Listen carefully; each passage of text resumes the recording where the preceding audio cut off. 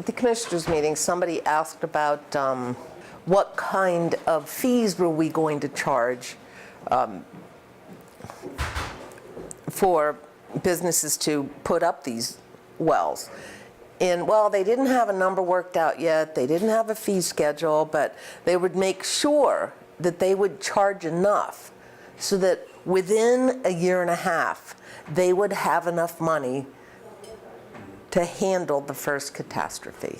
There are a lot of us in the legislature who are brand new, who are freshly elected. We have 62 new members out of 141 in the House of Delegates alone. So we're talking about, I think, over 40% of the members in the House are brand new.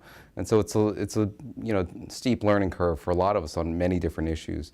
This is an issue that I was somewhat familiar with as a public health physician, as a preventive medicine doctor, because a lot of what we focus on as well is environmental health.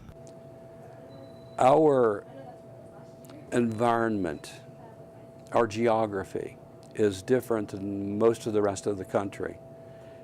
In the Appalachian corridor, there are hollows, there are peaks, there are valleys, and the comparison of the way that an incident might evolve is very different than Texas or North Dakota.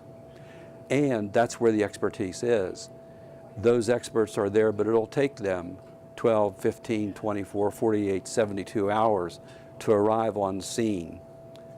The question then becomes, if an incident goes past the expertise or the capabilities of our local responders, then how do we backstop to provide support to those responders? Because life does go on. There are still going to be traffic accidents, still going to be heart attacks, still going to be things that the responders need to take care of without stripping the whole system down. If you're not concerned, I don't think you're doing your job. You can't bury your head in the sand and say nothing's ever going to happen. And it could happen from fracking, it could happen from coal, it could happen from just your regular petroleum truck driving down the road, or whatever chemicals travel that freeway every day.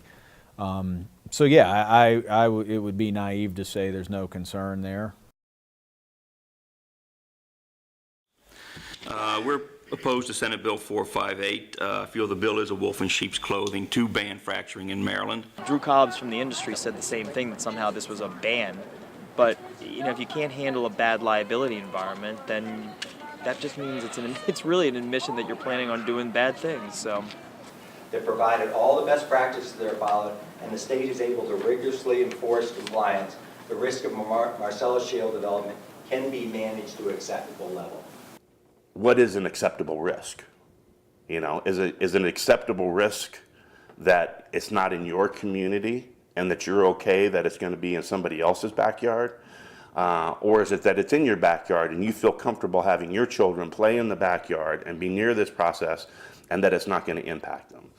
If only it happens to just one person, they lose their well, they can't drink their water, their kids get sick, they occur some disease from the chemicals down there. Is our risk acceptable? Well, from my way of thinking, it's not. Before I was a Marine, I was a geologist. So I know something about petroleum development and the petroleum industry, and I've kind of followed, my hobbies are geology, physics, and ecology, so I've followed this for the last 15 years, and when I heard about it being talked around here, we got involved, and I was contacted by some people like Mattia here and Paul Roberts, and we got involved, and the biggest issue we found was that information concerning the process was actually not being provided to the county residents, or if it was being provided, it was being provided in an inappropriate manner, and it was bad information.